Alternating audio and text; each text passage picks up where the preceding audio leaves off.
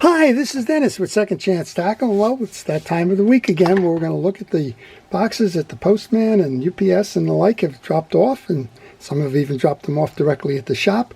We'll give you a preview for the reels that have recently come in. We'll take a look at what I'll be working on, and we'll see which ones are candidates to have service and repair videos done on them as well. If I have them in my library, I'll try to point them. But if you see one here that you would like, well, just drop me a note in the comments section. We'll see what we can do.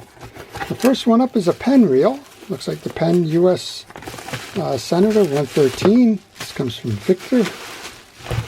I'm not quite sure it just fell out there. I think we might be doing ball bearing upgrades on this one. So the US Senator is the only Senator still made in the United States. That's why it's called the US Senator. And I think that's the star adjustment. Maybe kind of hard to... Oh, that's a new bridge plate. Okay. We just did one of these. We did a Cortez upgrade on one of the US Senators. We did it for Howard. It came out beautifully. And, well, I think we've got another one in here. This is close to the Baja Senator, which preceded it. Uses a lot of the same kind of parts. There we go, yep. It's a beautiful reel. He's giving me the bridge, so I'm going to assume we probably have a stainless steel bridge or something on there. We have some play in that spool that needs to be adjusted. And otherwise, this is a nice, typical US Senator. This one is the 4.0 version. And, well, we're going to take care to change out the bridge, and it looks like we're going to change out the bearings as well. So I've done one on the Cortez conversion, but I'll check it out, see if that's something that I can find time to do as well.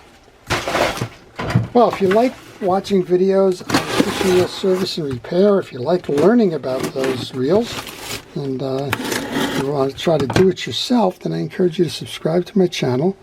And, well, you'll learn what I know as I work through the reels.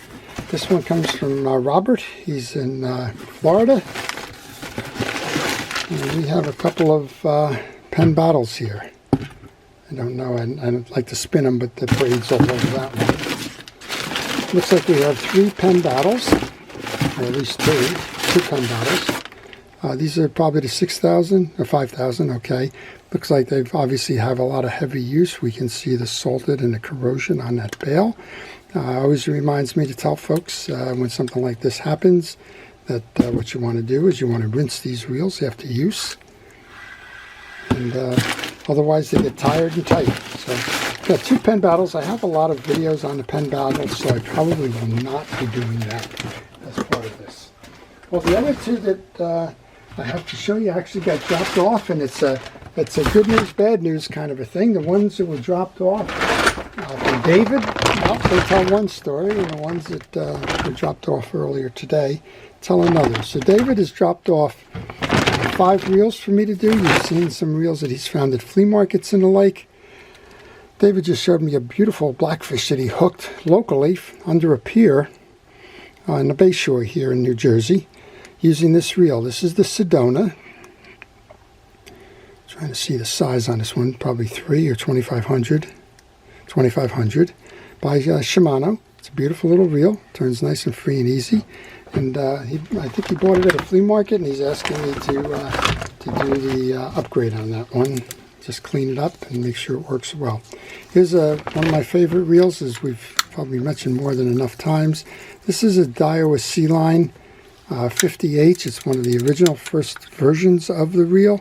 And he tells me that the drags will need to be upgraded in that. Then we have 2 Penn Senator 4.0s that are set up for sharking. This has the wire line on it. This one is one that was made in the US. It's got the brighter red side plates. Made in the USA. It's the 113H 4.0 Senator. And then he's got the more modern version of it. This one is the first of the series of Senators that was made in China. And this one is also set up for sharking. It's got, again, the wire line with the shock on it. And another 4.0 Senator. And How do you know if it was made in China? Well, this one happens to say it was made in China, but if it doesn't say made in the U.S. on it, it wasn't. And then finally, he left me one other. This one reminds me of the reels we just did for Howard, and I told we had told David if I had a chance I would do a video on this one. This is a Penn high-speed 506. It's got the narrow frame. It's the Jig Master. And, well, this one, it's got a Tiburon frame on it. So I know Howard has been upgrading some of his to Cortez versions and the like. This one's a Tiburon. It's got the same idea. This one's just dry. We took this apart. We took a look at it. It hasn't been serviced in quite some time. So he asked me if I could tune that up. He just recently purchased this. He wants to take it out. Locally, we have a sea bass fishing season. It's about to begin, followed closely behind it by the blackfish or the tautog. And we're going to make sure that all of those reels are ready to go for him. Well, here's the other side of the story. This one was just dropped off as well. And here's 4 reels that were found at flea markets that maybe should have been left on the table. These belong to Marco, and let's just take a look. One of them belongs to him, the other belongs to, three others belong to a friend at the flea market. Here's a Shakespeare Alpha that's probably past its prime, even with the plastic spools and that, heavily marred, and this one doesn't turn. And this one is Marco's reel. That's a Daiwa 7000C. It's a beautiful reel. Well sought after, highly desired, still a great reel as part of their Silver Series. This is, I guess, needs a little bit of oil on the bail, but otherwise it's in pretty good condition, except that the anti-reverse override doesn't work. He was saying, how do I stop the click? I said, normally you stop the click with that anti-reverse override, but something's amiss in there. So we'll take that apart and we'll see what we can do. The other 2, he tells me, his friends fish in the surf. They go up chest high in the water, and then their reels don't work, and they can't understand why. Here's a Shakespeare. This is a Shakespeare Ugly. It's the 70 size, big water ugly, and, well, it's turning ugly. There's no question about it. I need to really pull myself to crank this. So that tells me that he's probably up to his neck in water. The salt water has got in there. And that'll be a good project for a video to see what's happened to that reel. And there's a shame as well. This is a Stratic 4000. Same fella that fishes the surf.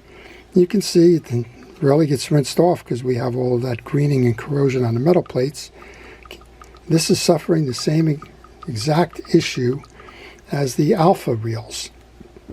Well, little maintenance or preventive maintenance goes a long way. This one looks like it can still turn manually. You just can't turn it by hand, which means inside we most likely have a lot of dirt and debris, salt and the like in there. And we'll try to figure it out. So we may do 2 videos here. Do one on this Shakespeare Ugly Big Water, or Big Water Ugly, I'm not quite sure what it is. And one on the Stratic as to why they failed.